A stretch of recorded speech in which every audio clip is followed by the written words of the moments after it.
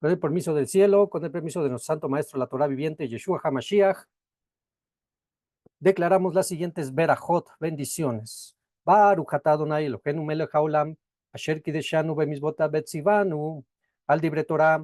Amén. Bendito seas tú, Dios Rey del universo, que nos has santificado con tus mandamientos y nos ordenaste el estudio de tu Torah.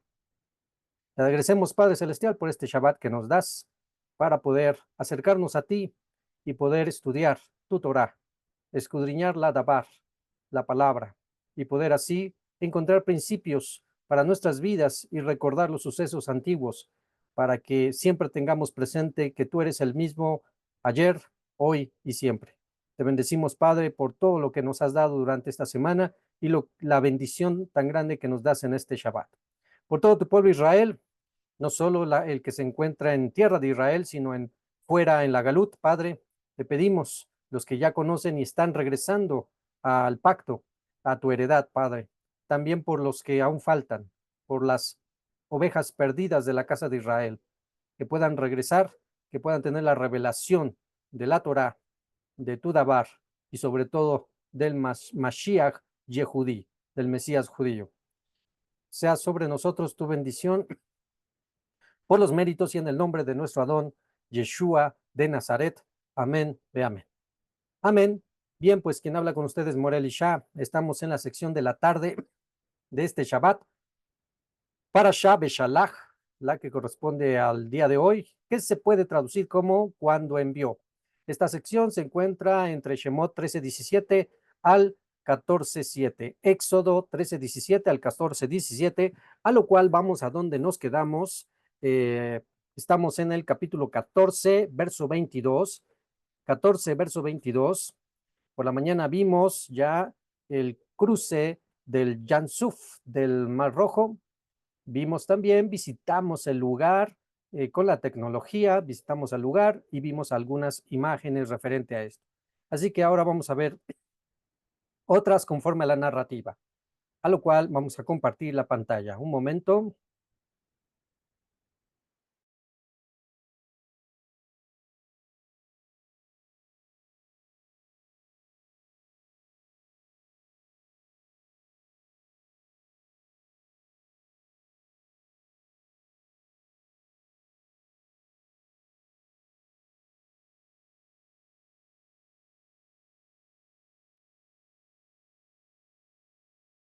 Listo.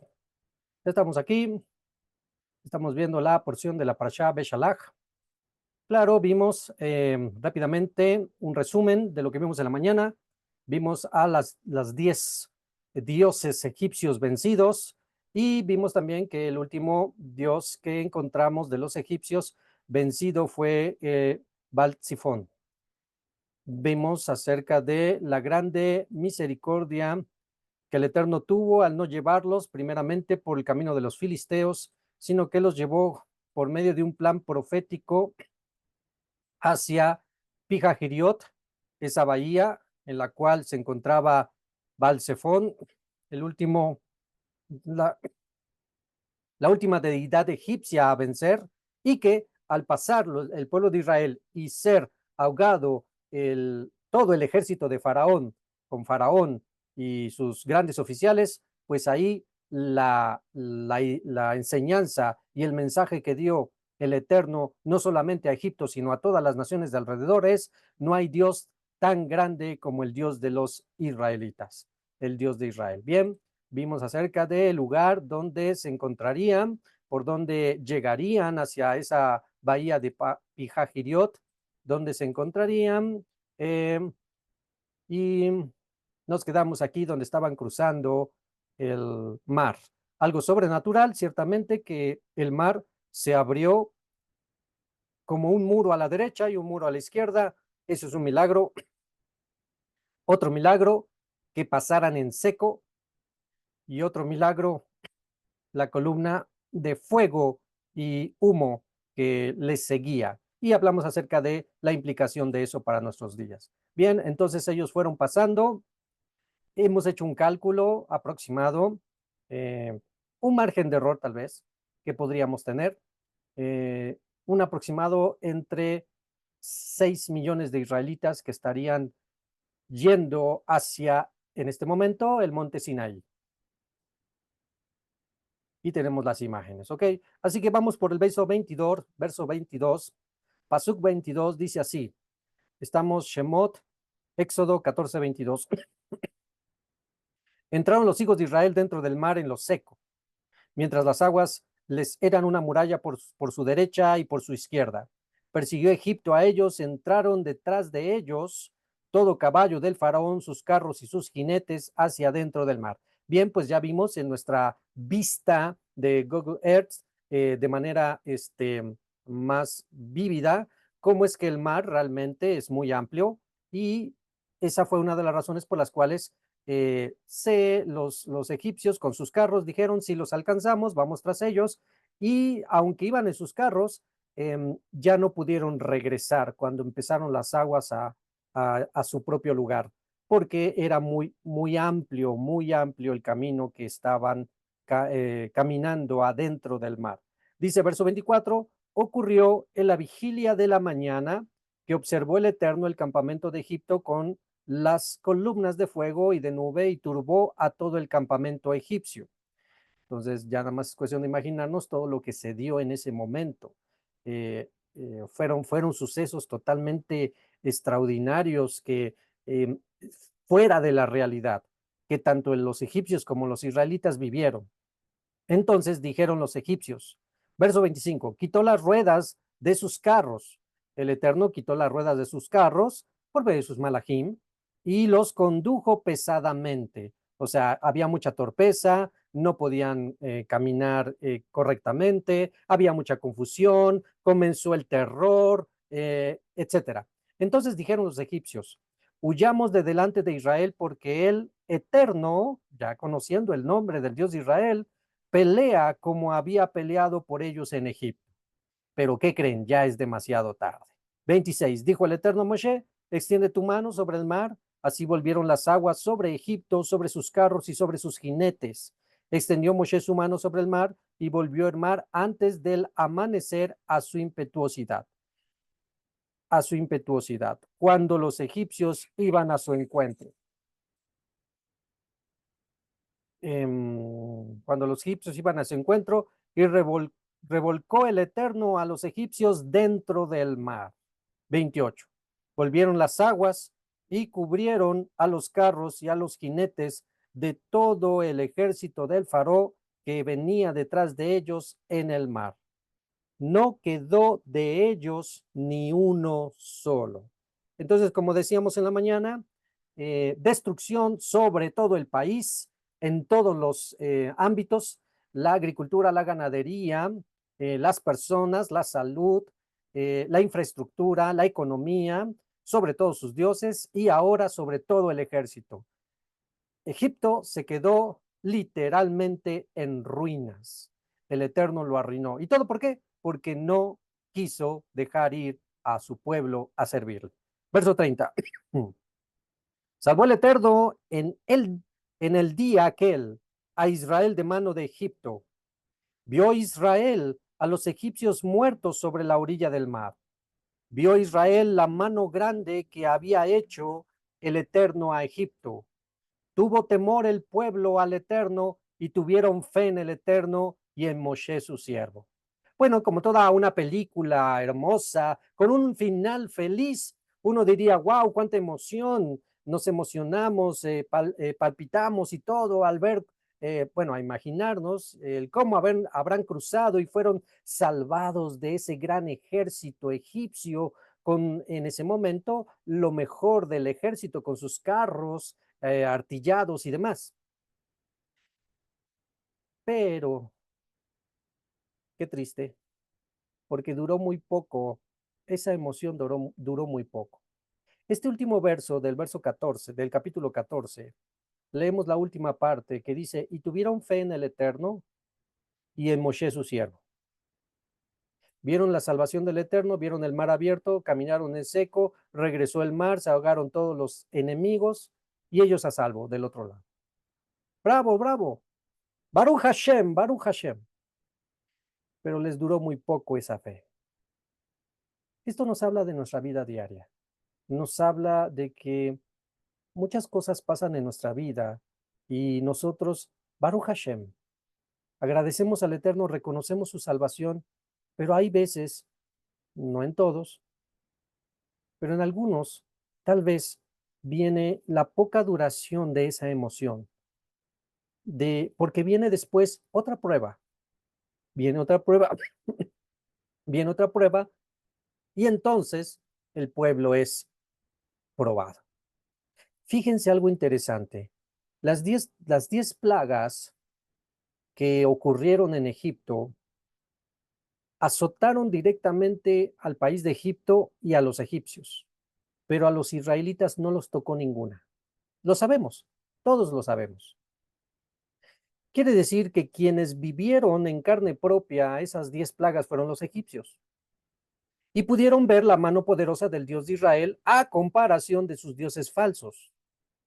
Pero el pueblo de Israel no vivió eso, sino que él vivía la vida normal, seguía viendo luz, no llovía granizo, sus vacas estaban vivas, no había plaga de moscas, no llegó la langosta, no murieron sus primogénitos, todo tranquilo. Pero ¿qué creen? A partir de ahora, a partir del cruce del Mar Rojo o del Mar de Juncos, el Yansuf, ahora les va a corresponder a los israelitas vivir pruebas, no plagas, pruebas que van a poner delante de ellos el Eterno para mirar si realmente son un pueblo que será fiel a él. Todo lo que vamos a ver a continuación va a probar al pueblo de Israel. ¿Y qué creen? Hay sector del pueblo que Baruch Hashem, siempre fiel, siempre creyente, sí se puede, todo lo que pasó, como no va a ser, pero otra sección del pueblo que va a decir, no, no, no, no, no podemos, no hay agua, nos vamos a morir de sed, no hay carne, estamos en el desierto, ni siquiera hay tumbas, etcétera. Siempre va a haber esta situación dentro del pueblo de Israel. Pero ahora les corresponde a ellos las pruebas. Vamos pues a leer.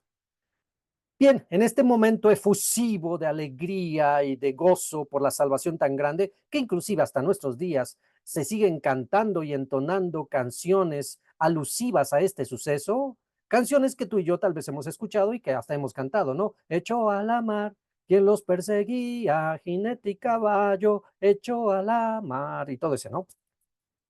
Bien, nos hace falta la música así. Bien, entonces, hasta nuestros días. Viene esta expresión en forma de cántico que vamos a leer de una manera poética, cómo Moshe se expresó de la salvación tan grande del Eterno para con su pueblo. Capítulo 15, verso 1, vamos de corrido porque es un poema de agradecimiento. 15, verso 1, dice, entonces cantaron a Moshe y los hijos de Israel este canto al Eterno.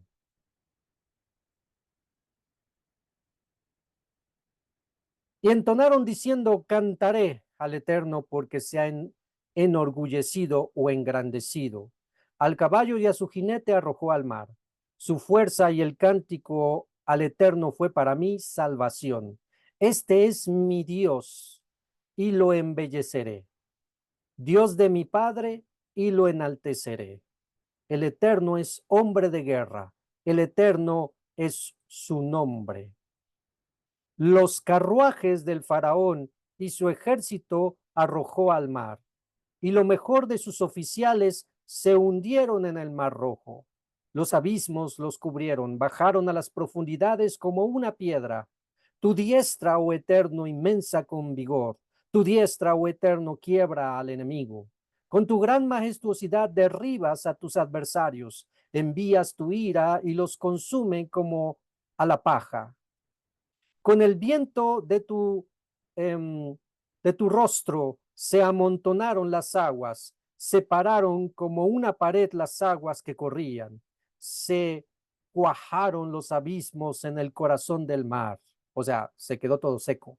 Había dicho el enemigo, perseguiré, alcanzaré, repartiré el botín, se saciará con ellos mi alma, desenvainaré mi espada, los destruirá mi mano.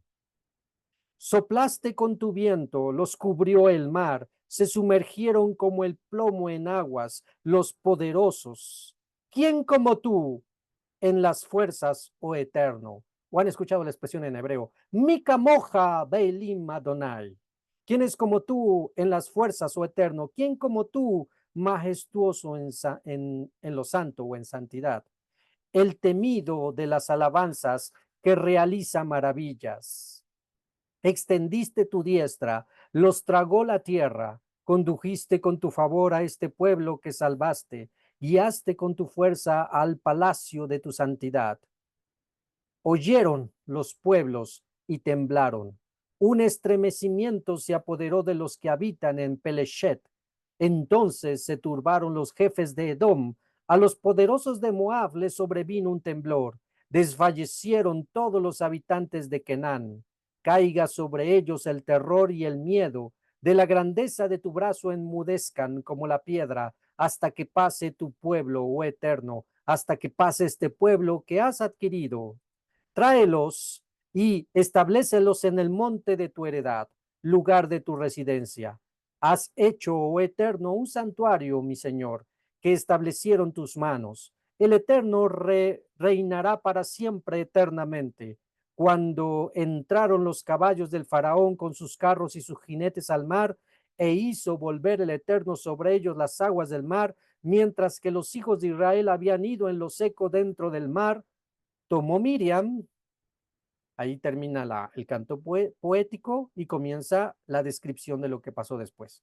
Verso 20, estamos en Shemot 15:20, Éxodo 15:20.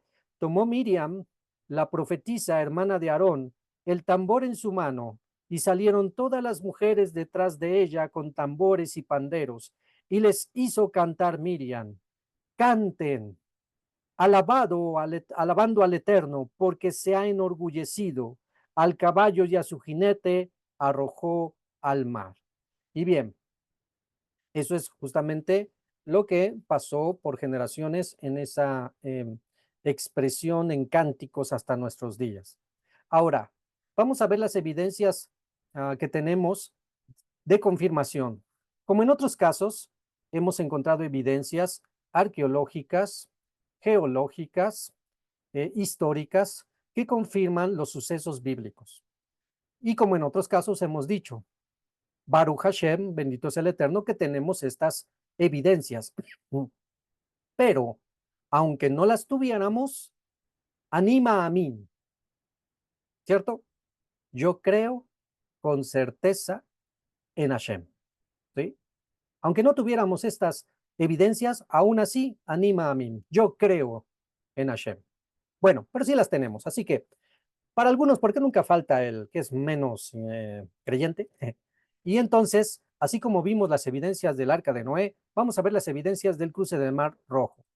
Esto es un carro que fue reconstruido a escala de lo que en el periodo de Ramsés I y Ramsés II, que probablemente, no podemos asegurarlo, pero es lo que la mayoría de los historiadores nos pueden confirmar. Ramsés I y Ramsés II serían los faraones que se encontrarían en el periodo donde Safnat Panea estaba gobernando y después cuando murió, esto es Joseph ben Jacob, comenzó la esclavitud en Egipto, ¿sí? Es el periodo de Ramsés I y Ramsés II. Bien, aquí tenemos un carro de cómo eran en ese momento en el ejército esos carros de Faraón. Era un carro donde podía haber dos ocupantes. Uno que conducía el carro, tenía el cabestrillo, iba dirigiendo al caballo, y el otro que tiraba ya sea las flechas o la lanza o la espada. ¿Ok? Bien. Esto lo tenemos en un museo en Egipto, pero fue rescatado justamente del suceso de lo que ocurrió en el Yansuf, porque algunos ya con la tecnología necesaria en cierta época, estamos hablando de el poder sumergirse a cierta profundidad, algo que era imposible por muchos siglos atrás, pero que ahora con lo que conocemos el buceo, los pequeños sumergibles, las cámaras a profundidad, ya se pudo llegar a estos lugares.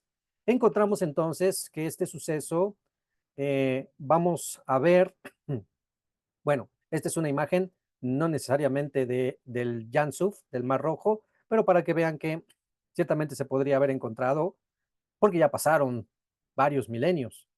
Entonces, esto sí es correcto. Esto es de las espadas que pudieron rescatar de esa locación geográfica o coordenadas geográficas donde está Pijajiriot y viene el cruce, como lo vimos en la bahía, y estuvieron buscando por toda esa zona y encontraron todo esto. Encontraron armas. La que está arriba ya perdió el mango, probablemente su mango era de madera. La que está abajo, su mango era de hierro, ¿sí? Por eso permaneció completa. Aquí ya la tenemos más en amplio.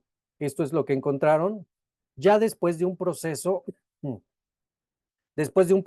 de quitarle el coral, porque al pasar el tiempo, el coral se va adhiriendo a cosas rígidas.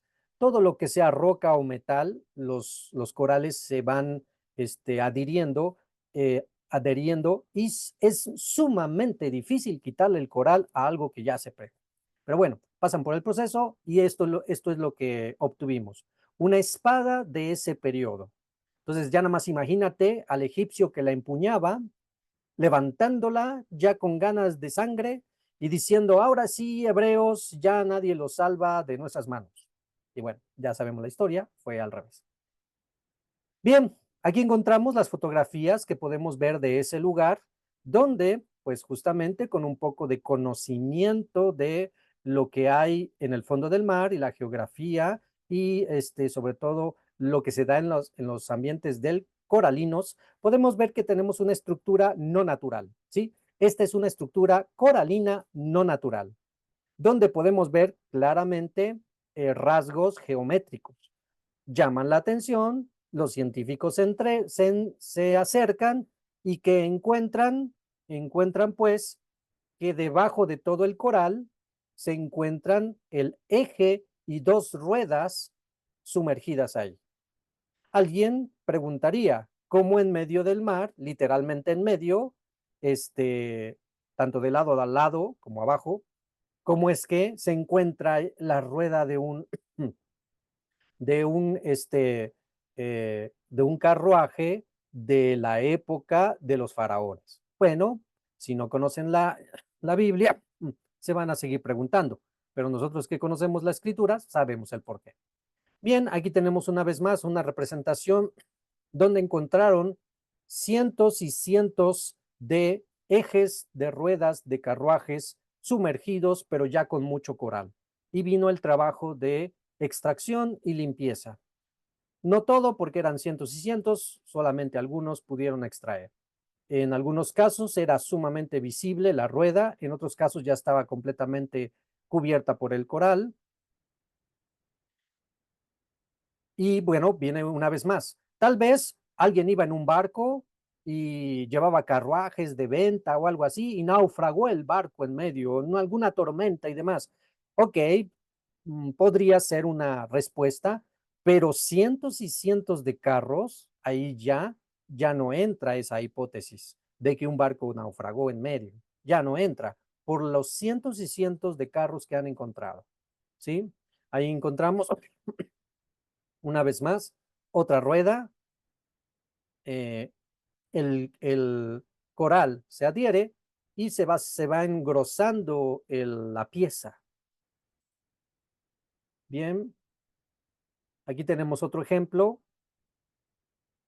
y aquí tenemos las fotografías que fueron encontrando y que pudieron hacer. Esta fotografía fue una de las originales por la resolución. Ya en la actualidad se tienen mejores resoluciones, pero ¿qué creen? Em, ya el gobierno, como es árabe, tanto de un lado como del otro, tanto de Pijajiriot como del otro lado, de la península del Sinaí, como son árabes, pues ya restringieron bastante, como en los tiempos del Monte Ararat, cuando restringían la subida al Monte Ararat para cualquier gente.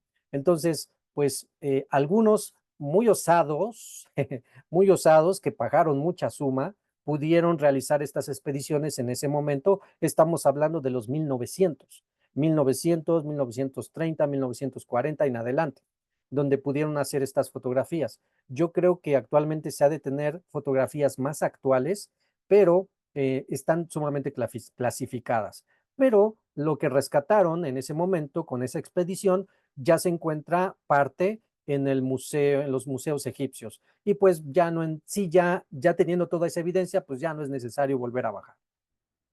Y bueno, aquí seguimos teniendo más evidencias de esas ruedas que encontraron en el fondo del mar.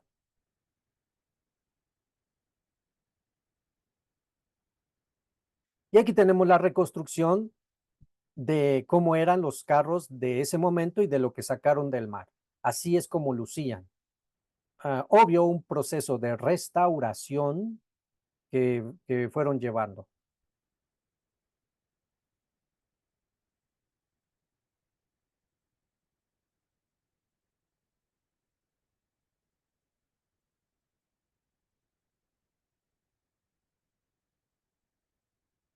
Recuerden que el periodo de Ramsés I y Ramsés II, si fuesen realmente los faraones del tiempo de los hebreos, pues tenían bastantísimo oro, plata y bronce para poder fabricar estos carros y poder lucirlos en sus ejércitos.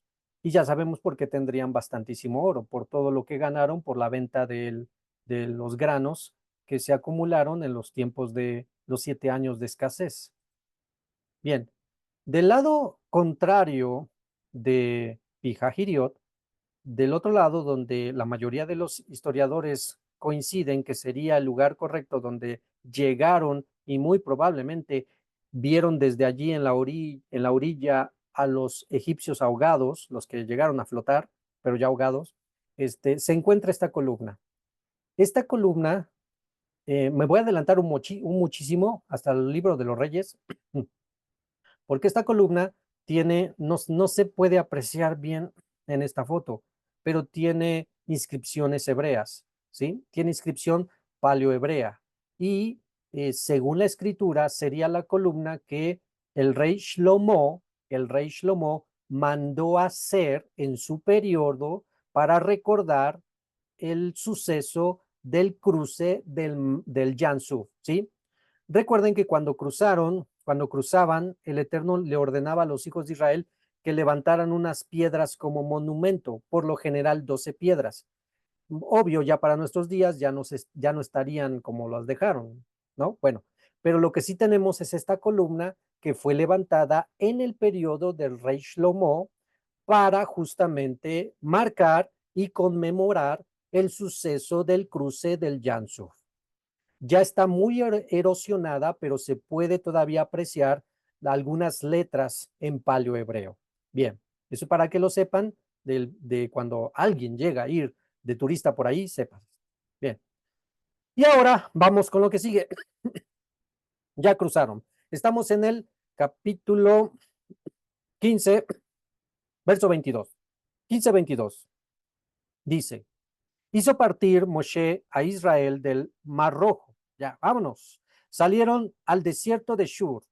Anduvieron 3 días por el desierto y no encontraron agua. Entonces, bien, una vez más, cuando vas tomando en cuenta todas las características de el suceso, vas entendiendo el problema. Si en tu casa, ¿cuántos son en tu casa? No me digas. Si en tu casa llega a haber escasez de agua potable, sufrimos, ¿cierto o no sufrimos? Ay, no, ya no tenemos para el baño, ya no tenemos para lavar trastes, ya no tenemos para limpiar el piso, para lavar la ropa. Sufrimos. Si no hay agua para tomar, si no hay agua para tomar, igual sufrimos. Ay, tenemos mucha sed, ¿qué tomamos? Bueno, y en tu casa, muy conservadoramente, entre 6, 8 personas.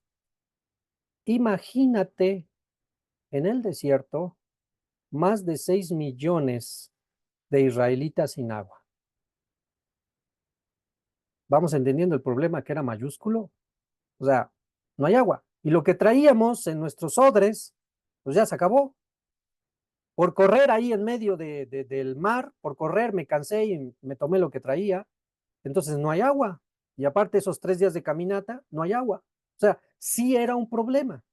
Pero aquí la situación fue la actitud. Cuando leamos la narrativa, nos vamos a dar cuenta que el problema de los hijos de Israel no era pedir agua, porque era lógico, porque se necesitaba tomar agua. No era el pedir agua, fue la actitud con la que pidieron el agua. Eso nos va a dejar una gran enseñanza. Así que vamos pues. Verso 23. Se acabó el agua. Verso 23. Vinieron a Mará. Mará, recuerden que significa amargura. Vinieron a Mará y no podían beber del agua de Mará porque era amarga. Por eso se llamó luego su nombre Mará, amargo. 24. Ahora pongan atención porque aquí vamos a encontrar una enseñanza profética, ¿sale? Como las que solemos encontrar, mensajes proféticos. A partir de aquí, verso 24. Se quejó el pueblo contra Moshe diciendo, ¿qué beberemos? Y él clamó al Eterno. Entonces le mostró el Eterno un árbol. Mi traducción dice un árbol. Le mostró el Eterno un árbol y él lo arrojó a las aguas y se endulzaron las aguas. Allí le dio ley y justicia. Allí el pueblo fue probado. Hasta ahí me detengo. En ese verso 24, verso 25, tenemos un mensaje profético, ¿sí? Que trasciende tiempo, que va a todas las generaciones. Vamos a ver. Verso 24. Se quejó el pueblo contra Moshe diciendo, ¿qué beberemos? La queja, hasta cierto punto, es lógica y aceptable. No hay agua, necesitamos agua. ¿Qué beberemos? Viene la pregunta. Entonces, allí donde estaban, había una fuente de agua, pero era amarga, algo así como contaminada o venenosa. Entonces se dieron cuenta, no, esto no se puede beber. Si tomamos de esta agua, morimos. Bien, es aquí donde tenemos que sacar todo lo que hemos aprendido con respecto a las referencias de los simbolismos. El agua que representa, dependiendo del contexto, puede representar naciones, pueblos. Dependiendo del contexto, puede representar a la Torá, a la ley de Moisés, lo que conocemos comúnmente como la Dabar, la palabra, ¿sí? Ok. En el contexto, entonces, no nos está hablando de naciones, nos está hablando del otro significado, de la Dabar, de la ley de Moisés, de la Torá, de la escritura, del Tanaj, ¿ok? Bien. Entonces, el pueblo de Israel sale de Egipto, tiene sed, tiene hambre de conocimiento, quiere aprender, pero ¿qué van a encontrar? Van a encontrar aguas contaminadas, que es justamente lo que estamos viviendo en el mundo. Los hijos de Israel tienen esa necesidad porque recuerda que el agua es vida, recuerda que la palabra de Dios, la palabra del Eterno es vida, entonces tienen esa necesidad, quieren tomar, pero lo que les están enseñando en las naciones es muerte, está amargo, está contaminado, no se puede beber. Y entonces aquí viene el milagro y aquí viene el mensaje hermoso de cómo podemos hacer para la clave para poder hacer que esa enseñanza sea aceptable y nos dé vida y no muerte. Porque debemos de ser honestos, hay enseñanza que por más de que la diga el más grande teólogo, el más grande pastor, profeta, diácono, rabino, moré, roch, lo que tú quieras, si no es conforme a la escritura, es para muerte, tan sencillo como eso. Si no va conforme a la escritura, exactamente, necesitamos purificar esa agua.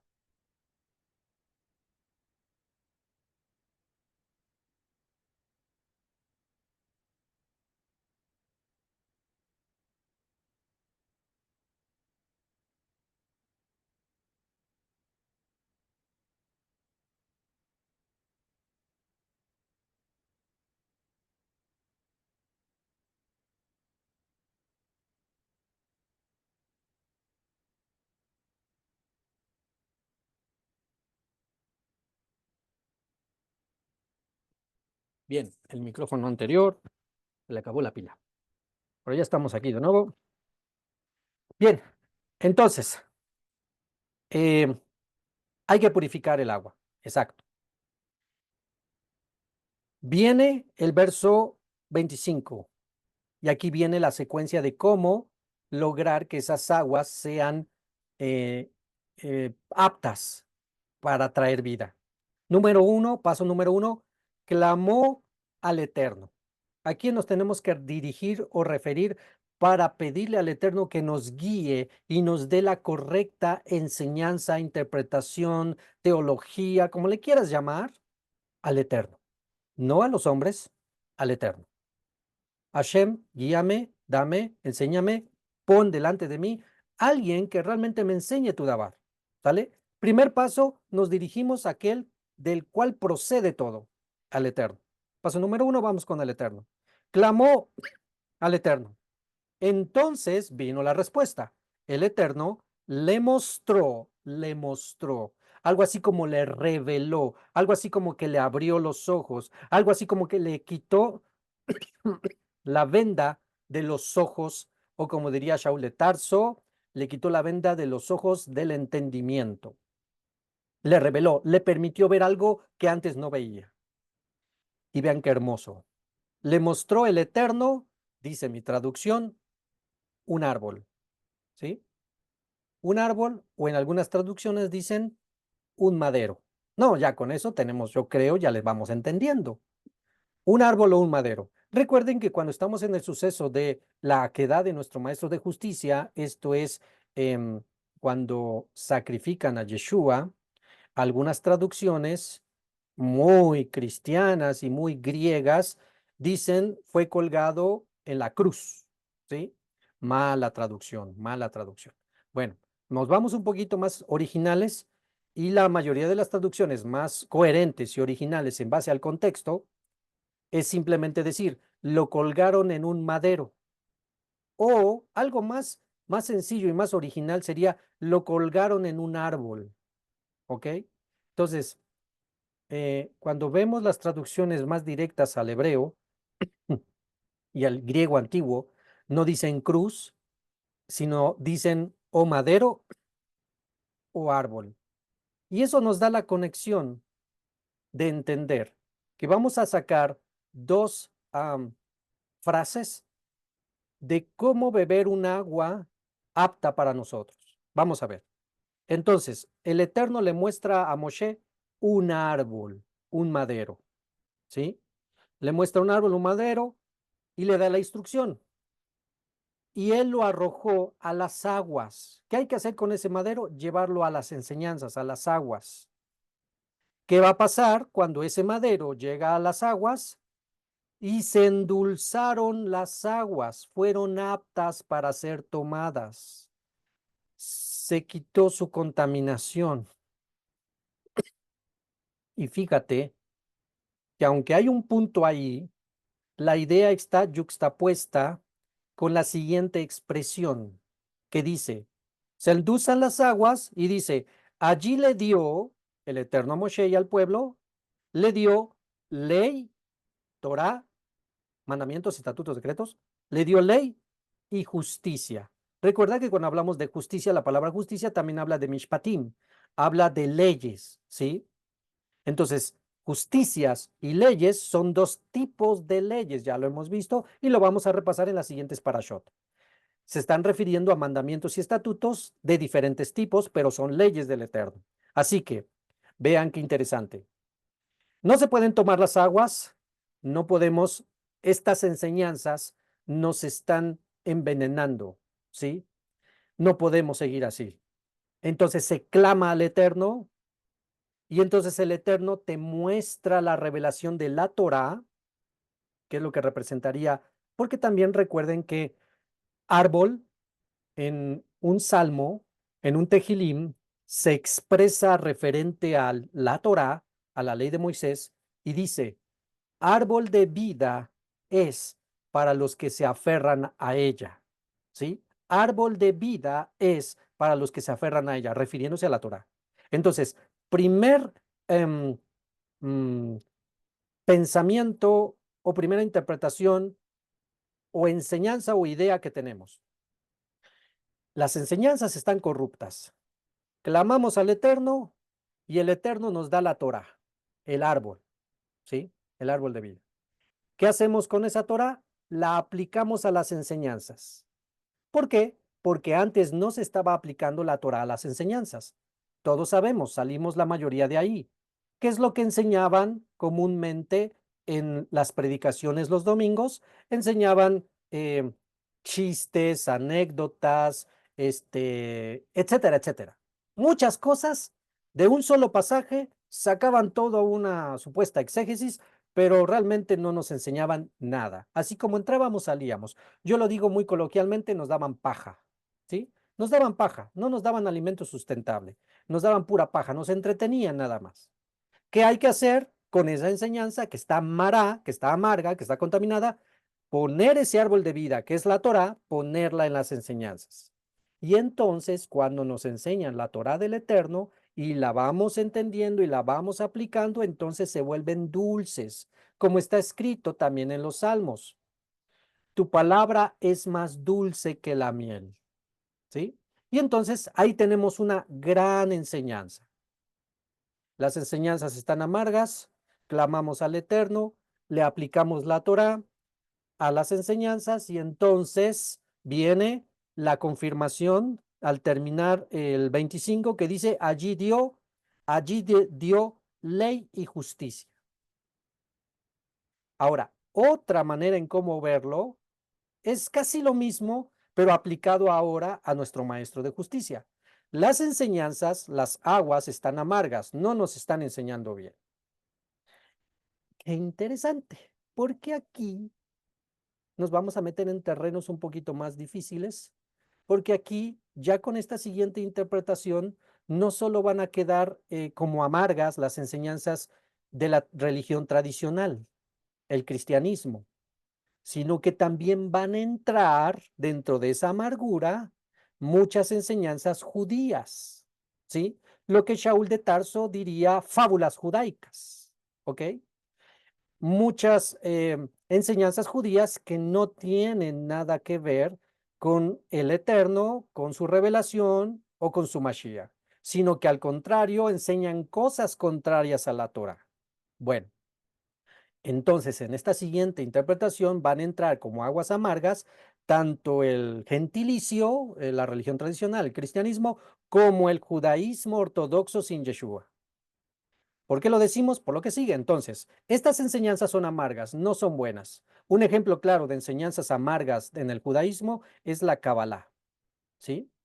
Es la Kabbalah, donde la mayoría, ya lo sabemos, la mayoría de la enseñanza de la Kabbalah es brujería y hechicería, tal cual. Bien, entonces son amargas, pero nos las están enseñando, nos las están ofreciendo. No, no, no, yo no quiero eso, voy a morir. Entonces, ¿qué hacemos? Clamamos al Eterno. Padre, guíame, enséñame qué es lo tuyo, qué no es lo tuyo, para saber distinguir, retener lo bueno y desechar lo malo. Bueno, ¿qué hacemos? El Eterno nos muestra el madero, nos muestra, nos abre los ojos para creer en Yeshua de Nazaret, que es la Torá viviente. Y entonces aplicamos ese madero a las aguas amargas. En otras palabras, seguimos la instrucción de nuestro Maestro de justicia, sus enseñanzas, a esas enseñanzas que nos están dando. Y si eres fiel discípulo de Yeshua, escucharás sus enseñanzas y las aplicarás. Un ejemplo, Yeshua nos dijo claramente, en la silla de Moisés se sientan los escribas y fariseos. Todo lo que digan de Moshe, dice Yeshua, hacedlo y guardarlo. Pero tengan cuidado con sus interpretaciones. Entonces quiere decir que del mundo judío, del Midrash, del Zohar, de la Kabbalah, de la Gemara, del Talmud, etcétera, etcétera, etcétera, del Pirkei Avot, del Shulchan Aruch, etcétera, etcétera, etcétera, debo de ser sabio para retener lo sabio y lo bueno y desechar lo que no va conforme a la Torah de Hashem. En otras palabras, no comerme todo. De ahí viene la idea de, mas no sigáis o no vayáis conforme a sus interpretaciones, ¿sí? Y entonces yo le hago caso, aplico el madero, las enseñanzas de mi maestro de justicia, Yeshua de Nazaret, las aplico a esas enseñanzas, a las aguas amargas, que vamos a lograr que se vuelvan dulces. Saber escoger lo que es del Eterno y lo que no es del Eterno, así venga del mundo judío, cuanto más del mundo gentil, ¿sí? Y entonces, al final del cabo, tanto una línea de interpretación como la otra, al final del cabo, la resultante es aprender, como dice al final del verso 25, aprender ley y justicia. Tanto de un lado como del otro, o aprendes ley y justicia, y entonces se endulzaron las aguas, y eso nos da el parámetro de saber si estamos bien parados. Porque si estamos en un contexto religioso o en un círculo religioso donde no me están dando ley y justicia, como dice los memes, ahí no es, ¿sí? Y si estamos del otro lado de la interpretación, del otro lado de la línea religiosa, donde sí me están dando ley y justicia, pero sin Yeshua HaMashiach, sin Yeshua de Nazaret, como dice el meme, ahí tampoco es, ¿vale? Entonces, vean cómo esto nos trae realmente estos sucesos, enseñanzas que pueden aplicarse en tiempo y lugar a muchas generaciones. Continuamos entonces y dice 26. Vean, ¿sabe por qué el Eterno permite tanta transgiversación, tanto error en las enseñanzas de los hombres, en los púlpitos cada domingo o en la vina cada Shabbat? ¿Saben por qué el Eterno permite tanto mala enseñanza, tanto adulterio en la enseñanza, tanta mara en la enseñanza? Por lo que dice al final del 25. Allí el pueblo fue probado, ¿sí? Ahí el pueblo fue probado. Cuando alguien enseña algo que no es del Eterno, tú tienes la responsabilidad con la intimidad y relación con el Eterno de saber distinguir si eso es del Eterno o no. En otras palabras, no todo se lo dejes al de enfrente que te está enseñando, sino haz tu tarea y ponte a leer. No hay vuelta de hoja. Yo se los he dicho siempre, no hay vuelta de hoja, o leemos, porque el punto básico del cual iniciamos todos es la escritura. Tú conoces escritura, vas a saber detectar el error en el que está enseñando, ¿sí? Tú conoces, no estamos hablando tanto de interpretación, sino de saber qué dice la escritura, ¿sí? Si tú conoces la escritura, vas a saber encontrar el error cuando te estén enseñando algo incorrecto. Un ejemplo rápido. Cuando yo estaba estudiando en el Seminario Bíblico de Puebla hace unos años, más de 20 años, ¿qué pasó eso? Yo estaba estudiando, ahí estoy como alumno, un maestro, bueno, te voy a enseñar dos anécdotas.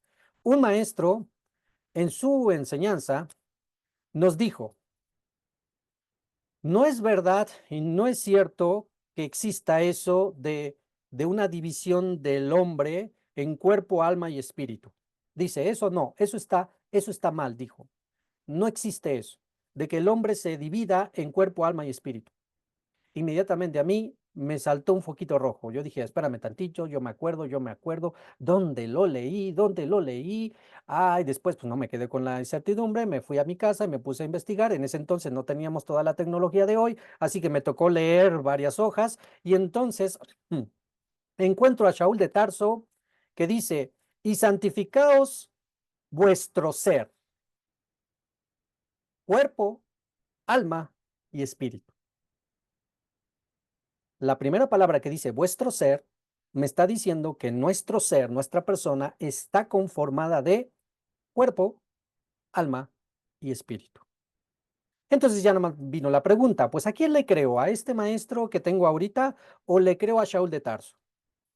Bueno, pues creo que le creo a Shaul de Tarso. Así que Y en base a otras tantas interpretaciones y paralelismos que tenemos con el cuerpo, como por ejemplo lo del templo, recuerden que el templo, el Mishkan, está dividido en 3 secciones. El atrio, el lugar Kadosh y el lugar Kadosh Kadoshim, ¿sí?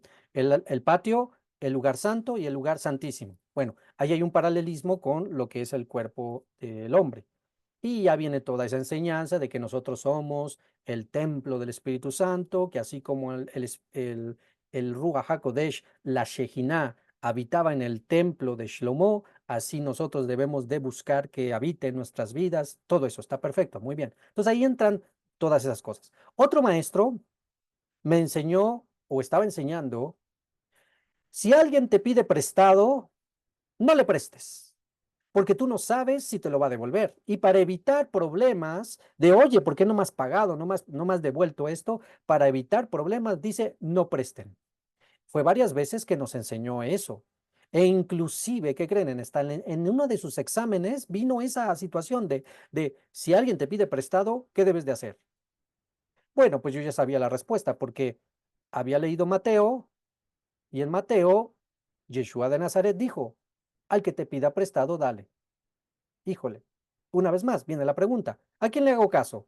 ¿Le hago caso a mi maestro que tengo ahorita o a Yeshua de Nazaret? Bueno, en ese entonces era Jesús, no conocía de Yeshua de Nazaret. Y pues por obvias razones yo dije, no, no, no. Y entonces en el examen que le escribo ahí, el versículo y que se lo pongo ahí. Yeshua dijo, Jesús dijo, al que te pida prestado, dale. Cuando recibió mi examen y leyó eso, no sé si se le subieron los colores al rostro, era gringo el maestro y era güerito, así que creo que sí se le subieron. Y cómo era posible que un alumno me estaba debatiendo mi enseñanza. Entonces yo le dije, pues, maestro, está en la Biblia. Jesús dice, al que te pida, dale. Así que, pues, bueno, ya no les cuento qué pasó. Será otra historia. ¿Sí? Entonces, ¿cómo yo hubiera podido detectar esos errores en esas enseñanzas que pareciese que autoridades supuestamente establecidas, enseñan, pero que van en contra de la propia escritura? ¿Cómo saber si no conocemos la escritura? Así que sí o sí a leer. Y ese es un trabajo que yo no puedo hacer por ustedes. Cada quien lo tiene que hacer. Leer la escritura. Maestro Morey, ¿por dónde empiezo? Sencillo, por Bereshit. ¿Qué significa Bereshit? El principio.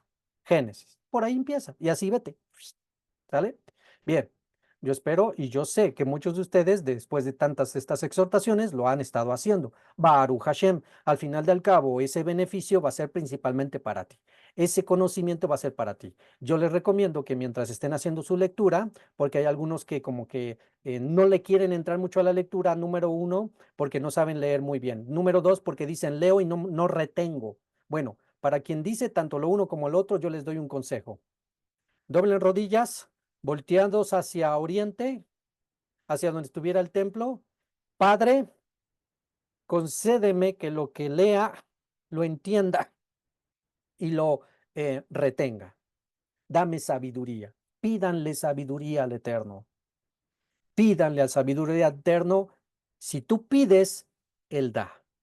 Si no pides, Él no da. Así que a pedir sabiduría para retener, comprender y van a ver cómo van a fluir. ¿Sale? Entonces, es nuestra recomendación con respecto a esto. Así que em, cuidémonos de las enseñanzas amargas, filtremos esas enseñanzas amargas por la Torá y por nuestro maestro de justicia, Yeshua de Nazaret. Y esas aguas van a ser dulces. ¿Ok? Bien. Seguimos entonces, verso 27, dice, llegaron a Enlim y allí había 12 fuentes. Viene esta idea con esta otra idea. Ahora llegaron a 12 fuentes. Recuerden que cuando encontramos el número 12 nos va a hablar directamente de las 12 tribus de Israel, ¿sí? A hacer una referencia a Israel como nación. Entonces, qué interesante que eran 12 fuentes. Recuerden que las fuentes, agua, Torah, enseñanza, ¿sí? Quiere decir, y aquí viene otro mensaje, ya había 12 fuentes de agua y 70 palmeras. Entonces, ya cuando conocemos los simbolismos en los números, uy, qué fácil encontramos muchas interpretaciones. En este caso, una que podemos mencionar es 12 fuentes, 12 tribus con 70 palmeras. El número 70 tiene que ver con las naciones, con las naciones como tal. El mundo entero es otra palabra de decirlo, ¿sí? Las naciones o el mundo entero. Entonces ya solo es cuestión de ver. Agua, 12 naciones. Quiere decir que quién es el encargado o quién debería de estar siendo encargado de enseñar agua, de enseñar la Torá a las naciones, las 12 palmeras, el pueblo de Israel. Y entonces nos vamos a toda la teología de Shaul de Tarso.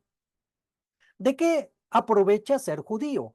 ¿De qué aprovecha la circuncisión? Dice Shaul de Tarso en sus cartas a los Gálatas y en Romanos. Ah, pues de mucho, porque de ellos vienen los patriarcas, vienen las promesas, vienen los pactos y viene la promulgación de la ley, o sea, la enseñanza de la ley. Y viene el Mashiach mismo, el Mesías mismo. Así que, ¿quién debe de estar enseñando todo esto? El pueblo judío. ¿A dónde? ¿A quién? A todas las naciones. Para cuando regrese Yeshua de Nazaret, eso va a ser un cumplimiento cabal, ¿sí? Pero bueno, hoy en día, yo a la verdad creo que muchos maestros fieles, sinceros, honestos, que tienen temor de desviarse a diestra o a siniestra de las enseñanzas, sino enseñar lo correcto, yo creo firmemente que la mayoría de ellos son hijos de Israel, biológicos. Así que queda ahí algo muy interesante, porque aquí tenemos algunos maestros, aquí tenemos algunos que han estado y están enseñando a otras personas. Ahí queda ahí mi reflexión. Piensen en eso. ¿Vale? Bueno, seguimos. Capítulo 16, verso 1. Capítulo 16, verso 1. Partieron de Elim y llegó toda la congregación de los hijos de Israel al desierto de Sin, que está entre Elim y entre el Sinaí, en el día 15 del segundo mes que salieron de la tierra de Egipto. Se quejaron. Viene una segunda queja. Se quejaron toda la congregación de los hijos de Israel contra Moshe y contra Aarón en el desierto. Vamos a echarle un montón. Sí, todo es culpa de Moshe. 3. Y les dijeron los hijos de Israel, ¿quién daría nuestra muerte en manos del Eterno en la tierra de Egipto? En otras palabras, te lo digo, hubiéramos muerto en Egipto. ¿Para qué salimos? Cuando estábamos sentados junto a la olla de carne, comiendo pan con hartazgo, porque ustedes nos han sacado a este desierto para matar a toda esta congregación de hambre. Y entonces vienen la añoranza de lo que se hacía en dónde, en las naciones, en el mundo, en Egipto. Espero que no nos haya pasado, pero es muy común. Ay, cómo anhelo las campechanas de carnitas. Me acuerdo cuando me echaba dos con mi refresco, mi Coca-Cola. Oh, me acuerdo cuando me iba de antro. Oh, me acuerdo cuando me iba a las fiestas, a los 15 años, bodas, bautizos, cuando me invitaban y todo lo que había. No, no, sí, me acuerdo. Suele pasar, ¿cierto o no? O como lo último que, las últimas fiestas que vivimos. Me acuerdo del intercambio de regalos de Navidad, etcétera, etcétera. Ese me acuerdo, ese añorazgo, esa queja. No falta quien añore la vida pasada. Me acuerdo cuando me divertía más con más mujeres. Me acuerdo cuando ganaba más dinero eh, enchuecando la balanza, la pesa. Me acuerdo cuando, etcétera. No falta. Así que viene la queja y viene la añoranza. Si ciertamente una vez más era lógica y correcta el desear comida, porque pues ya no llevamos provisión, ahora que vamos a comer, es la actitud, una vez más, es la actitud y el negar todo lo que pasó por decir, ¿para qué salimos de Egipto? O sea, todos los milagros que hizo el Eterno, ¿no los estás mirando? ¿No los estás considerando? Verso 3. Les dijeron los hijos de Israel, carne, hambre. 4, verso 4. Dijo el Eterno a Moshe, he aquí les haré llover pan desde el cielo, y saldrá el pueblo para recoger la porción de cada día en su día, para que los pruebe si se encaminan en mi ley o no. Viene una, así como viene la petición del pueblo, viene una prueba. Y esta idea del man, fíjate qué interesante que la provisión diaria viene pegado, yuxtapuesto a la enseñanza del Shabbat. Así que pongan mucha atención. Dice, los voy a probar si están en mi ley o no. Verso 5. Será en el día sexto, el viernes, que prepararán lo que traerán a casa, porque será el doble de lo que recogerán día tras día. Entonces dijeron a Moshe y a Aarón, a todos los hijos de Israel, al anochecer sabrán que el Eterno los ha sacado de esta tierra de Egipto, y al amanecer venía la gloria del Eterno, porque ha oído vuestra queja sobre el Eterno, ya que nosotros qué somos para que se quejen de nosotros. O sea, nosotros no lo sacamos, quien lo sacó fue el Eterno, nosotros qué, para que se quejen contra nosotros. Verso 8. Dijo Moshe, ciertamente dará el Eterno a ustedes al anochecer carne para comer y pan al amanecer para hartarse, pues oyó el Eterno vuestras quejas que ustedes se han estado quejando de él, no de nosotros, de él. Ya que nosotros que somos, no son sobre nosotros vuestras quejas, sino sobre el Eterno. Dijo Moshe a Aarón, di a toda la congregación de los hijos de Israel, acérquense delante del Eterno, porque él ha oído vuestras quejas. Sucedió cuando habló Aarón a toda la congregación de los hijos de Israel, que se dieron vuelta hacia el desierto, y he aquí que la gloria del Eterno se manifestó con una nube. Habló el Eterno a Moshe diciendo, he oído las quejas de los hijos de Israel, háblales diciendo, al atardecer comerán carne y al amanecer se hartarán de pan. Entonces sabrán que yo soy el eterno Dios vuestro. Como decíamos al principio, ya los egipcios vivieron en carne propia las pruebas. Ahora le correspondía a los israelitas vivir en carne propia las pruebas. Verso 13. Ocurrió al anochecer que subieron codornices y cubrieron el campamento, y a la mañana había una capa de rocío alrededor del campamento. Subió la capa de rocío, y aquí sobre la faz del desierto había algo delgado, destapado, delgado como la escarcha sobre la tierra. Miraron los hijos de Israel y dijeron uno al otro, man es él. Man, lo que se tradujo como maná. Man en hebreo significa ¿qué es esto? ¿Sí? ¿Qué es esto? Es una expresión. Man o maná es él, porque no supieron que era él. Entonces les dijo Moshe, este es el pan que otorgó el Eterno a ustedes para comer. Esta es la palabra que ha ordenado el Eterno. Recojan de él cada uno de acuerdo con lo que él come, un homer por cabeza, según la cuenta de vuestras personas. Cada uno de acuerdo con lo que están en su tienda tomará. Hicieron así los hijos de Israel y recogieron tanto el que aumentó como el que disminuyó del homer. Y lo midieron con el homer y no le sobró al que aumentó, y al que disminuyó no le faltó. Cada uno de acuerdo con su alimento había recogido. Verso 19, les dijo Moshe, nadie deje sobrar de él hasta el otro día. Pero no oyeron a Moshe, ya saben, no falta el que no sigue las instrucciones al pie de la letra. Y unos hombres hicieron sobrar de él hasta el otro día. Ah, por si mañana no sale, entonces guardamos. Verso 21. Verso 20, perdón. Mas no oyeron a Moshe, y unos hombres hicieron sobrar de él hasta el otro día. Produjo gusanos y se hedió, se pudrió. Entonces se enojó con ellos Moshe. Lo recogían temprano por la mañana, cada uno de acuerdo a su alimento, porque cuando ya calentaba el sol se derretía. 22. Sucedió en el día sexto que recogieron pan en doble porción, o sea, el viernes, dos omarim, dos medidas para cada uno. Entonces vinieron todos los príncipes de la congregación y lo refirieron a Moshe, y él les contestó, esto es lo que ha hablado el Eterno, y aquí viene, subráyalo, guárdalo, porque mira cómo viene toda la idea de la provisión, el sustento diario viene apegado al Shabbat. Dice el verso 22, esto es lo que ha hablado el Eterno, gran día de reposo. Lo que fue traducido como Shabbat, la palabra hebrea Shabbat, significa literal reposo. Fue traducido como día séptimo o fue mal traducido como sábado, pero bueno, es reposo. Aquí viene la esencia de lo que se tiene que hacer en Shabbat. Pongan atención, porque esto es la esencia de lo que se tiene que hacer en Shabbat. Todo lo demás es comentario. Dice el verso 22 a la mitad. Día de reposo, sábado, vuelvo a repetir reposo. Reposo sagrado para el honor del Eterno mañana, que era el día séptimo. Lo que han de hornear, lo que han de hornear, hornéenlo hoy, viernes. Vas a cocinar, cocina hoy, viernes. Y lo que han de cocer, cocinen hoy, viernes. Y todo lo que sobre, déjenlo para ustedes para mañana, sábado, Shabbat, día de reposo, día séptimo, para guardarlo hasta la mañana del día sábado. ¿Sí? Bien.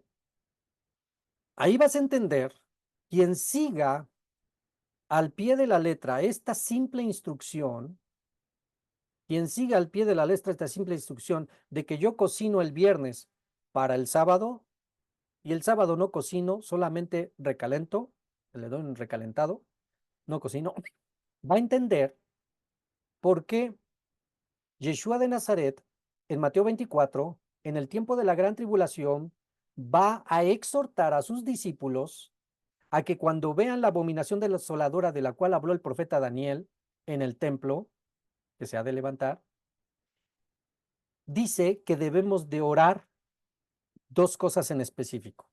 Misma idea, pero dos cosas en específico. Es, pedid o rogad que vuestra huida, cuando venga la gran tribulación, que vuestra huida no sea en invierno. Ya pasamos el invierno y ya sabemos el por qué. Porque recuerden que Yeshua nos recomienda irnos a lugares inhabitados. Una expresión o un lugar es las montañas. Por eso dice huyan a las montañas. Pero recuerda cómo están las montañas en invierno. ¿Sí? Tan solo ve el popo. ¿Ok? Frío.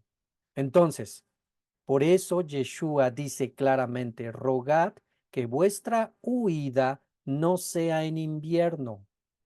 Y añade y dice, ni en día de Shabbat. Eso está profundo, tremendo y grande para nuestros hermanos cristianos, porque ahí nos está diciendo que para el tiempo de la gran tribulación se va a seguir guardando el Shabbat. Oh, qué profundo, no lo habías pensado así. Yeshua está diciendo que para el fin de los días, Shabbat, no domingo, Shabbat.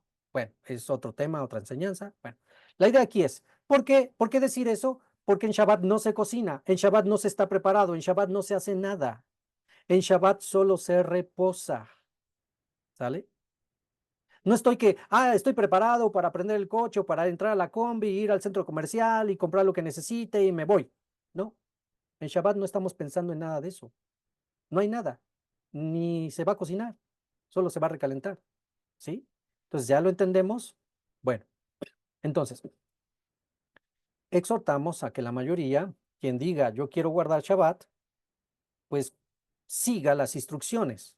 Tan sencillo como eso. De que se puede, se puede. De que no estamos acostumbrados, no estamos acostumbrados. Pero de que se puede, se puede. Por siglos los hijos de Israel lo hicieron así. Y muchos hasta el día de hoy lo siguen haciendo así. Cocinan el viernes y dejan solo lo que sobra para el Shabbat. Es algo, porque los hijos de Israel vienen acostumbrados de estar trabajando todos los días de la semana. Los hijos de Israel en Egipto trabajaban todos los días de la semana, cocinaban todos los días de esa semana. Entonces el impacto y el cambio es fuerte, pero no es imposible, porque justamente, recuerden el contexto, está diciendo, yo los voy a probar.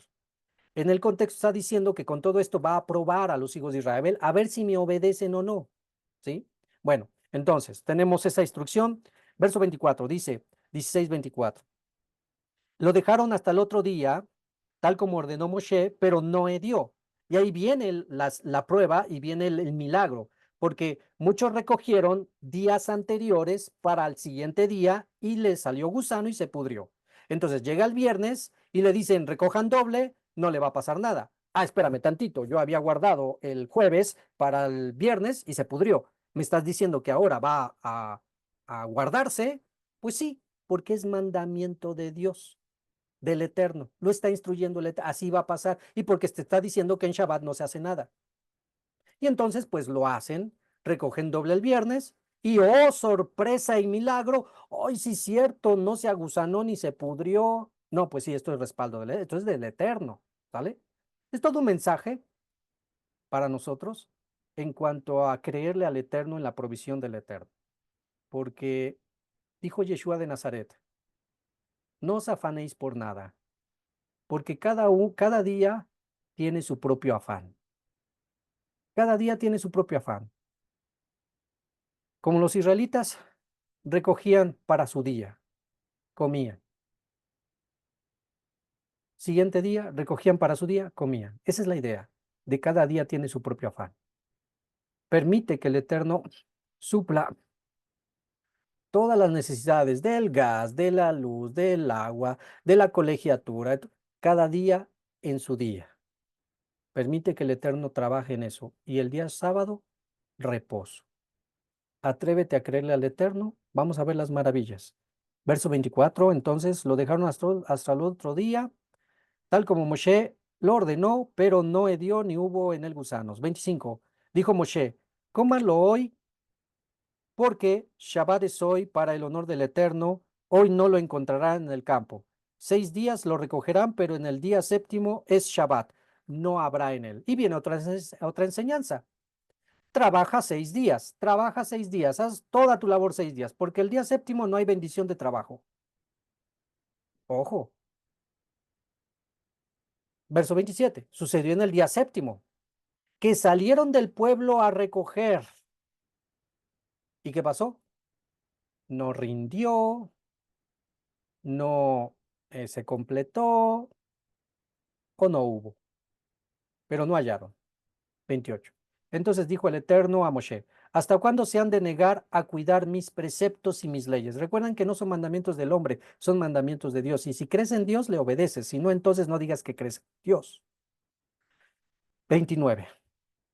Miren que el Eterno les ha dado el Shabbat. Por eso, Él les da a ustedes en el día sexto pan para 2 días. Permanezca cada uno en su lugar. No salga nadie de su lugar en el día séptimo. Entonces descansó el pueblo en el séptimo día. Todos tranquilos en sus hogares. No hacemos nada. Descanso. Eso es el Shabbat. Reposar. 30. Por eso es que yo digo que el pequeño sueñito que nos echamos en el intermedio entre Shaharit y Minjá es el mejor de toda la semana.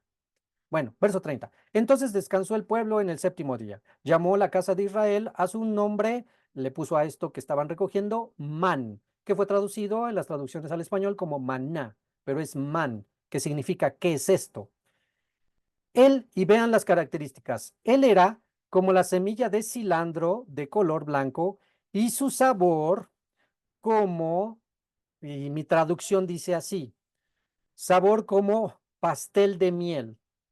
Pues está muy mal la traducción porque no existían los pasteles en ese momento, ¿verdad? Entonces nos vamos al original y la expresión que tenemos detrás es la palabra hebrea sakpikti, sakpikti, que se traduce como hojuela, ¿sí? Hojuela. Y miel, si está bien traducido, porque viene del hebreo de bach,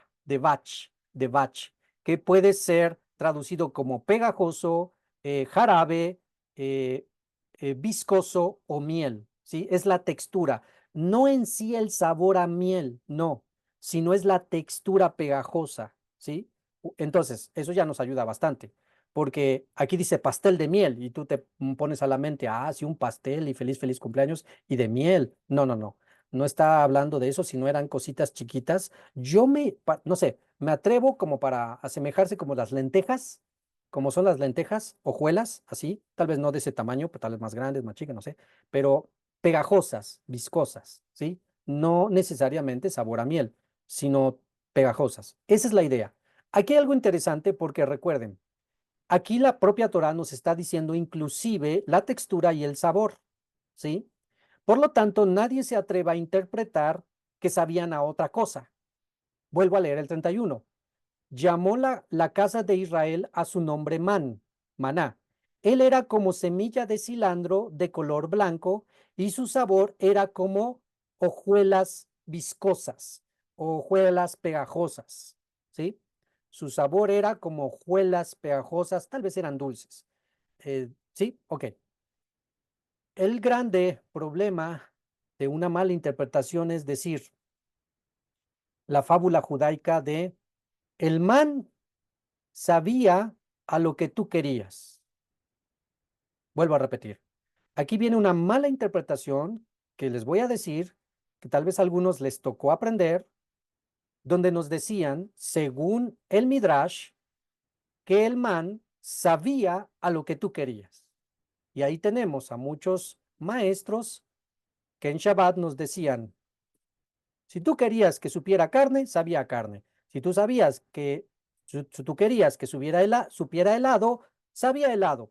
Pues para empezar, ni existía el helado en ese momento. Bueno, esa es una muy mala interpretación que el mundo judío tiene y que muchos siguen, ¿sí? Aquí claramente nos está diciendo el sabor y no hay por qué interpretar algo extra. ¿Ok? Y este es un ejemplo de todo lo que venimos diciendo de las aguas amargas. ¿Sale? Entonces, el man no sabe ni sabía lo que tú querías. No. Aquí nos está diciendo claramente cómo era y a qué sabía. No hay más. Verso 32. Dijo Moshe, esta es la cosa que ordenó el Eterno. Llenen un homer de él para guardarlo para vuestras generaciones, a fin de que vean el pan que di a comer a ustedes en el desierto cuando lo saqué de la tierra de Egipto. Entonces yo nada más me imagino cuando se vuelva a sacar el arca del pacto y saquen a la luz mundial lo que hay dentro, vamos a poder ver realmente cómo era el man. Bueno, mientras sigamos esperando a que eso suceda. Va a suceder, créanme. Verso 33. Dijo Moshe a Aarón, toma una vasija y coloca allí un homer completo de man y deposítalo delante del Eterno para guardarlo para vuestras generaciones. Y ahí viene otra vez otro milagro, porque si para el día siguiente, en semana normal, se agusanaba, imagínate guardarlo por cuántos siglos. Bueno, 34. Como había ordenado el Eterno a Moshe, así lo depositó Aarón delante del testimonio para guardar. Los hijos de Israel comieron el man durante 40 años, hasta su entrada a tierra habitada. El man comieron hasta su entrada al extremo de la tierra de Canaán. El homer es una décima parte de la efa. 17:1. Partió toda la congregación de los hijos de Israel después desde el desierto de Sin en sus partidas de acuerdo con el mandato del Eterno y acamparon en Refidim, pero no había agua para que bebiera el pueblo. Entonces querelló el pueblo con Moshe y dijeron, dennos agua para que bebamos. Y les contestó Moshe, ¿por qué querellan contra mí? ¿Por qué ponen a prueba al Eterno? Tuvo sed allí el pueblo de agua y se quejó del pueblo, el pueblo contra Moshe y dijo, ¿por qué nos has subido de Egipto para matarnos a mí, a mis hijos y a mis ganados de sed? Entonces clamó Moshe al Eterno diciendo, ¿qué haré a este pueblo un poco más y me apedrean? Y contestó el Eterno a Moshe, pasa delante del pueblo y toma contigo de los ancianos de Israel para que haya testigos y para que ellos también aprendan, y a tu báculo con él que golpeaste el río, toma en tu mano y encamínate, y aquí estoy parado delante de ti, allí junto a la peña de Oref, la peña de Joref. Golpearás a la peña, saldrá de ella agua, y vean qué interesante, porque como decíamos en Shaharit en la mañana, esta primera vez quieren agua, hay una piedra, hay que golpearla, es la instrucción. La última vez, terminando los 40 años, vuelven a pedir agua, hay una roca, pero ahora el mandamiento es háblale a la roca, pero Moshe le pegó a la roca como esta vez. Y ahí vino el problema. Entonces, explicamos que tiene que ver con dos niveles. Explicamos que tiene que ver con no podemos permanecer en el mismo nivel espiritual siempre. No, tenemos que elevarnos, tenemos que subir. Las pruebas que hay diariamente en nuestra vida nos tienen que hacer el subir de nivel espiritual. Te lo traduzco, madurar espiritualmente, ser mejores personas, ser mejores Ben Elohim, hijos de Dios y Talmid de Yeshua de Nazaret, discípulos de Yeshua. Si eso son la finalidad de las metas y circunstancias difíciles que permite el Eterno en nuestra vida diaria, cada situación. Si no, entonces estaríamos en un estancamiento. Y ahí viene el problema, porque como decíamos en la mañana, conforme es la revelación, viene la exigencia de fe. Y muchos quieren quedar en la comunidad de siempre estar sentados sin hacer nada y no elevarse espiritualmente. Y ahí viene el problema, porque no somos llamados, no fuimos llamados a ser pequeños. Fuimos llamados a ser grandes en el Malhut Hashamaín, en el reino de los cielos. Tú has sido llamado a grandes cosas, pero mientras no cumplas con esa misión profética y te decidas prepararte y animarte para avanzar, siempre vas a estar estancado. Esa no es la idea, eso no es la voluntad de nuestro Padre Eterno. El Eterno está levantando un ejército grande, fuerte, firme en Emuná para el fin de los días. Y los que se quedan estancados en la mediocridad y en la aquí estoy cómodo y no hago nada, van a ser los primeros en caer, porque su fe está débil. Pero en cambio, los que se esforzaron, vivieron, se elevaron, cumplieron y a pesar de las caídas se levantaron y aprendieron de eso, van a estar firmes en el fin de los tiempos. Y ese es nuestro deseo para todos, Shevilin Tiquín. Ese es nuestro deseo para todos ustedes que están escuchando. Basta ya de estar solo quejándonos en el desierto y como pajaritos chillando, quiero comer, quiero comer, quiero comer. Basta ya, ya es tiempo de que la pluma salga en tu cuerpo y es tiempo de volar, es tiempo de vivir, es tiempo de ser parte de esta generación que traerá luz a tanta oscuridad. Entonces, verso 7. Golpea la piedra, Moshe, llamó el nombre del lugar, Masau Meribá, las aguas de Meriba, o también es conocido como las aguas de la rencilla, por la querella de los hijos de Israel y por haber probado al Eterno diciendo, ¿acaso está el Eterno en nuestro interior o no? 8. Vino Amalek, y aquí viene la escena que tengo atrás, vino Amalek, que es descendiente de Esaú, y que la expresión Amalek tiene que ver con contencioso o violento, esa es la idea del significado de Amalek. Entonces ya imagínate cuál era su carácter de Amalek. Porque tú te pones a pensar, bueno, si Israel simplemente iba pasando, eh, ¿a quién se le ocurre atacar a Israel? Y las condiciones fueron que muy mañosamente, muy cobardemente, Amalek dejó que pasara la mayoría del pueblo y a los que iban atrás, los rezagados, que son los ancianos, los niños, las mujeres embarazadas, los enfermos, a ellos les atacó primero. Y en lo que llegó la noticia hasta el frente, acuérdate, 6 millones de israelitas, ay, nos están atacando allá atrás, de aquí en lo que se organizan y esto que el otro, hizo un gran estrago a Amalek en esa sección. Esa actitud que tuvo Amalek fue justamente lo que causó lo que vamos a leer. Y vas a entender el por qué el Eterno declara guerra perpetua por todas las generaciones en contra de Amalek.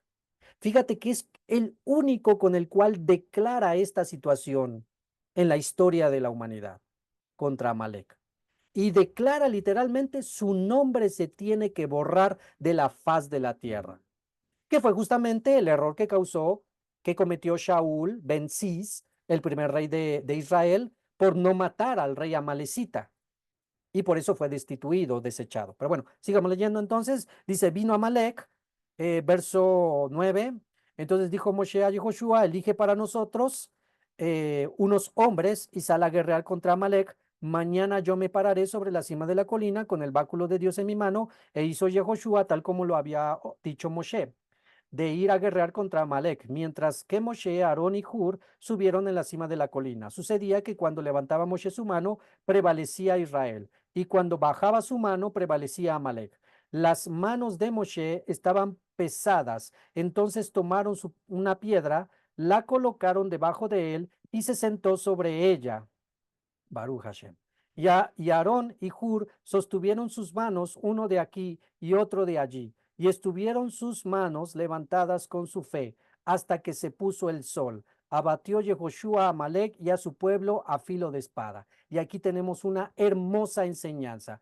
Bien, recordemos que Amalek simboliza y va a simbolizar a Hasatán, al enemigo, al adversario, al que vino a robar, matar y destruir. ¿Qué es lo que quiere con Israel? Destruirlo completamente. Bien, pues tenemos un enemigo. ¿Qué vamos a hacer? ¿Cómo lo vamos a combatir? A través de Moshe. ¿Qué representa Moshe? Representa la ley, los mandamientos, estatutos, decretos y preceptos. Los mishpatim, hukim, mishbot del Eterno. De esa es la manera en cómo vencemos a Hasatán. Las manos arriba de Moshe simbolizan la fe, la creencia. No es solo obedecer los mandamientos por obedecerlos. Sí, ya tenemos los mandamientos, pero no es solo obedecerlos mecánicamente, sino hay que tener fe, emuná, en que esos mandamientos nos van a traer vida y protección. Y entonces es lo que simboliza las manos arriba. Pero ve otro detalle que menciona la descripción. Pusieron una piedra debajo de Moshe. Si Moshe representa la ley, las manos arriba, la emuná, que representa la piedra abajo. Bien, muy bien, ya le diste. Yeshua de Nazaret. Todo está fundamentado, sostenido en Yeshua de Nazaret. Si tus mandamientos, la manera en cómo obedeces con fe, esos mandamientos están en base a Yeshua de Nazaret, vas a prevalecer contra Amalek, contra Hasatán. Si no es así y bajas las manos, y ya no hablemos de que no estuviera Moshe, destrozo de Hasatán o de Amalek, ¿sí? Entonces, recuerda esa fórmula. ¿Cómo vencer al adversario, el enemigo nuestro?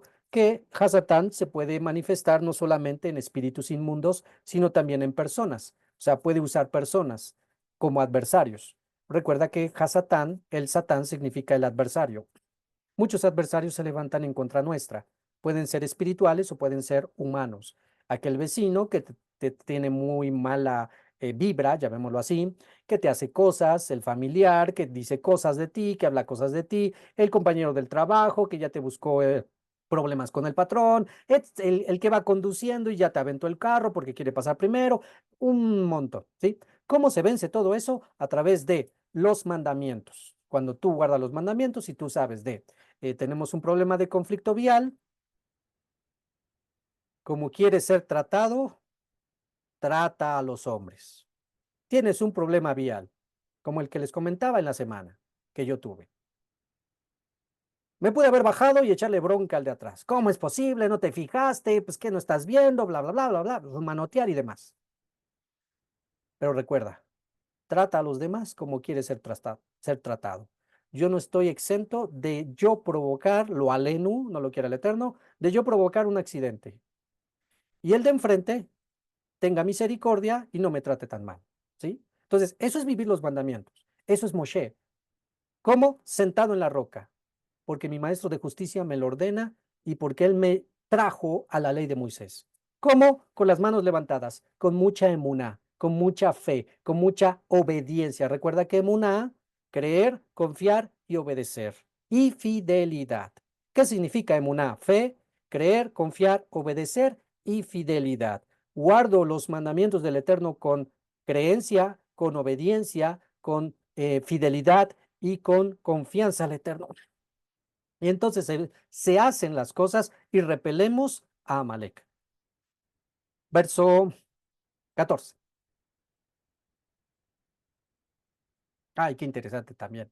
El verso 13 está sublime también. Vean, si seguimos esta ecuación, vean el 13, el mensaje está más claro ni el agua. 13. Abatió Yehoshua a Amalek y a su pueblo a filo de espada. Bueno, espero que necesites de mi ayuda para interpretar eso. Está tremendo, ¿verdad? Esto es con Hashem por su obediencia de Yeshua le dio toda autoridad y él venció a Hasatán. Verso 14. Dijo el Eterno a Moshe, escribe esto sobre cómo recuerdo en el libro y pone en oídos de Yehoshua que borrar he de borrar. Vean que repite dos veces borrar. Ya hemos hablado que cuando se repite una palabra en una sección muy corta, está hablando de total y absoluta firmeza. Borrar he de borrar el recuerdo de Amalek de debajo del cielo. Construyó Moshe un altar y llamó su nombre el Eterno Nisi. El Eterno Nisi, que significa me hizo un milagro. Nisi significa me hizo un milagro. El Eterno Nisi y dijo, porque una mano puso sobre su trono el Eterno, que guerreará, o sea, juró el Eterno, es una expresión de juró el Eterno, que guerreará el Eterno contra Amalek de generación en generación. Y que es justamente lo que está pasando cuando por generaciones se levantan discípulos de Yeshua de Nazaret, por generaciones, y están yendo en contra del reino de las tinieblas bajo la instrucción de Yeshua de Nazaret. ¿Sí? Eso es algo hermoso. Y pues bueno, hasta aquí llega nuestra parashá Beshalach. Hasta aquí llega nuestra parashá Beshalach y esperamos que el Dios de Abraham, Isaac y Jacob nos bendiga grandemente con lo que hemos aprendido en este Shabbat. Sea para edificación nuestra y recuerda, lo que has aprendido no te lo quedes, transmítelo. Las cosas buenas que el Eterno nos ha dado son para transmitirlas, para bendecir y edificar a otros. Así que hagamos nuestra misión. Bien, pues, permítame tantito, quien habló con ustedes, Morel Isha de la ciudad de Puebla. Un saludo a toda la comunidad Shevilin Tikim, a todos lados. Saludos a Tlaxcala, saludos a Orizaba, a Jalisco, a Veracruz, a Jalapa, a Chiapas, a Monterrey, a la Ciudad de México, Xochimilco, a Pensilvania, California, Virginia y todos los lugares donde nos ven. Un saludo cordial a todos y pues la paz del Eterno sea con todos nosotros. Shavuot Tov.